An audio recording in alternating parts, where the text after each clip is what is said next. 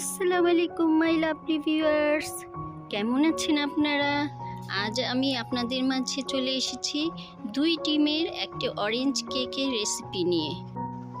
আপনারা যদি আমার সম্পূর্ণ ভিডিওটি দেখেন তাহলে অতি সহজেই একটা স্পঞ্জি অরেঞ্জ কেক তৈরি করে নিতে পারবেন। আমার যা যা লাগবে, প্রথমেই লাগবে 1 কাপ চিনি, 2টা নর্মাল ডিম, 1 চিমটি লবণ, 1 টেবিল চামচ গুঁড়া দুধ, হাফ চা চামচ বেকিং পাউডার আর 1 চা চামচ বেকিং সোডা। কমলার চামড়া কোড়ানো লাগবে হাফ চা চামচ আর জুস লাগবে 2 টেবিল চামচ। ময়দা নিয়ে নিব হাফ কাপ আর 2 টেবিল চামচ তেল লাগবে। সবগুলো শুকনো উপকরণ আমি একটা চালনিতে চেলে নিব। 2 বার 3 বার করে আমি চালবো যেন ময়দার ভেতরে সহজে বাতাস প্রবেশ করতে পারে।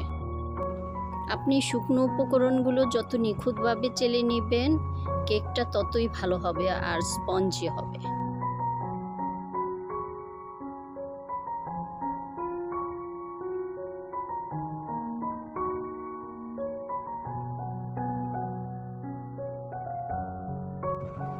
আমি একটা বাটিতে ডিম দুটো ভেঙে কুসুম দুটো সাবধানে আলাদা করে নিব আর সাদা অংশটা বাটিতেই রেখে দিব।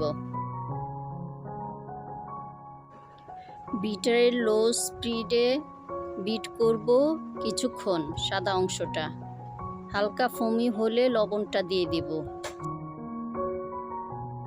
যখন একটুখানি ফোমি হয়ে আসবে অল্প অল্প করে চিনি মেশাবো আর বিট করব। চিনি মেশাবো আর বিট করব। চিনিটা না গলা পর্যন্ত আমি বিট করব।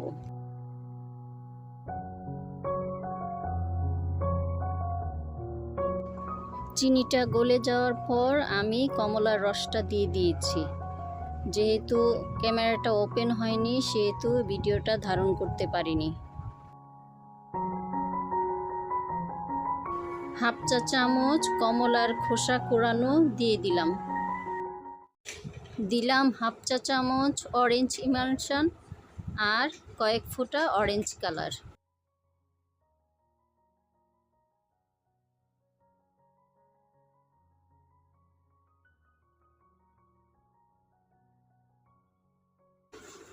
এক মিনিট বিট করব। 1 মিনিট বিট করার পর কুসুম একটা একটা করে দিয়ে দিব। কুসুম একটা একটা করে দিয়ে আমি বিট করব।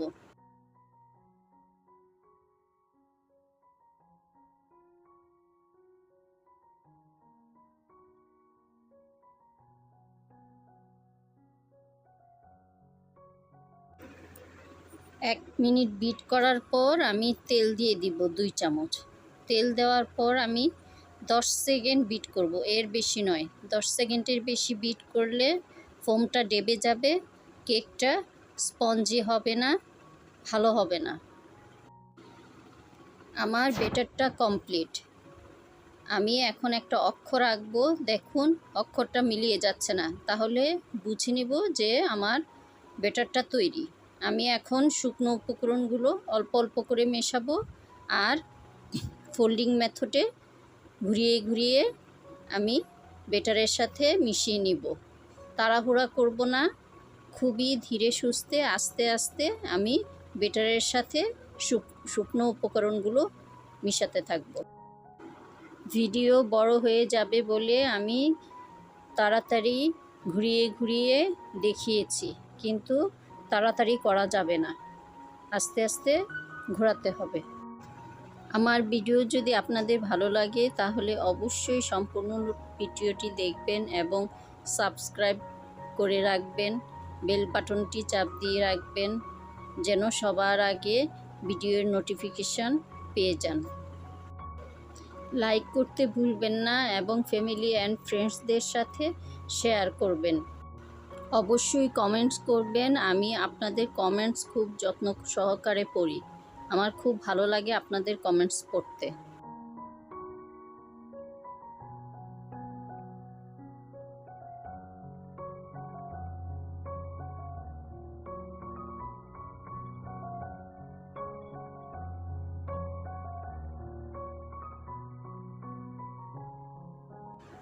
সবার শেষে একটা প্যাচুলা দিয়ে টিয়ের মতো করে কয়েকবার মিশিয়ে নিব। আমার কেকের ব্যাটার তৈরি। আমি এখন 6 ইঞ্চি একটা মোল্ডে পেপার বিছিয়ে তেল ব্রাশ করে নিয়ে তার উপর কেকের ব্যাটারগুলো ঢেলে দিব। ব্যাটার ঢালার পর আমি মোল্ডটাকে কয়েকবার ট্যাপ ট্যাপ করে দিব যেন ভিতরের বাতাস বের হয়ে যায়। ভিতরের বাবল বের হয়ে যাওয়ার জন্য আবার কাঠি দিয়েও আমি ঘুরিয়ে ঘুরিয়ে ব্যাটারটাকে সেট করে দিব।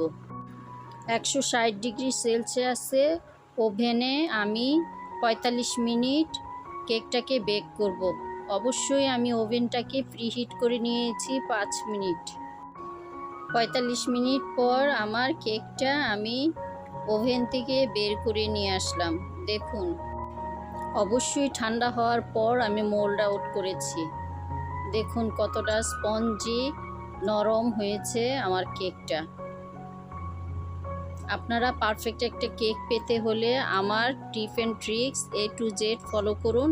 অবশ্যই সুন্দর একটা কেক তৈরি করে নিতে পারবেন।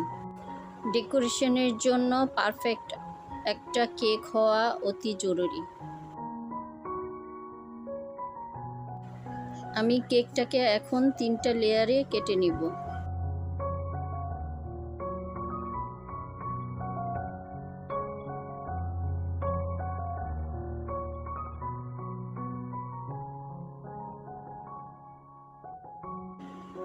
কেকের ভিতরটা কতটা পারফেক্ট হয়েছে দেখুন।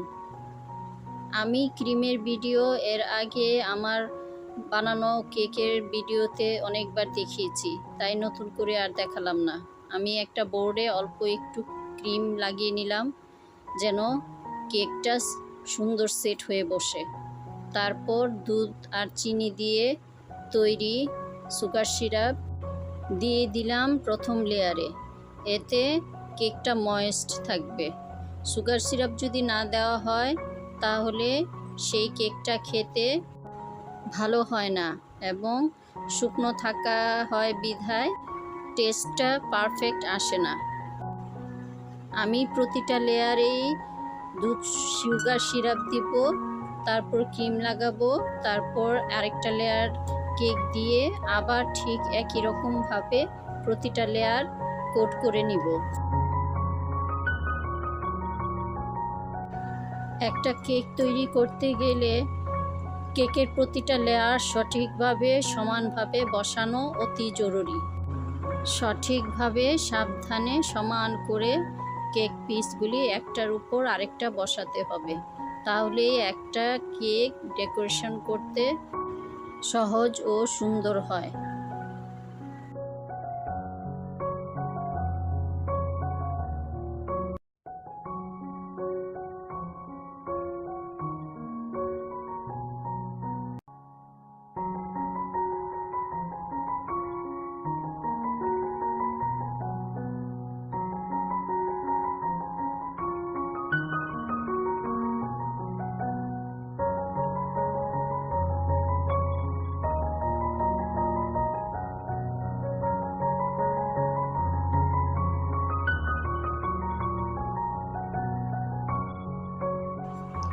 কেকে ক্রিম দিয়ে কোটিং করার পর অবশ্যই কিছুক্ষণ ফ্রিজে রেখে দিতে হবে।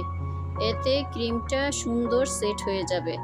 তখন আপনার যে কোনো ডেকোরেশন করতে কষ্ট হবে না। কিন্তু যেহেতু আমার এটা অর্ডারের ছিল এবং খুব তাড়াও ছিল, তাই আমি একবারেই কোটিং করে ডেকোরেশন করে নিয়েছি।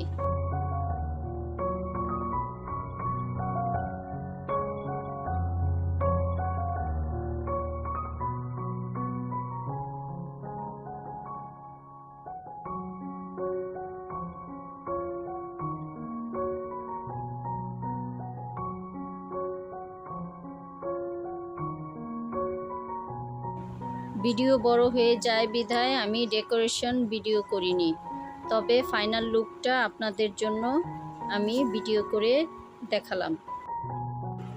যারা আমার সম্পূর্ণ ভিডিওটি দেখেছেন তাদের আন্তরিক ধন্যবাদ, আর যারা আমার ইউটিউব চ্যানেলে নতুন তাদেরও অনেক ধন্যবাদ। আমার চ্যানেলের পাশে থাকার জন্য এবং আমাকে সাপোর্ট করার জন্য।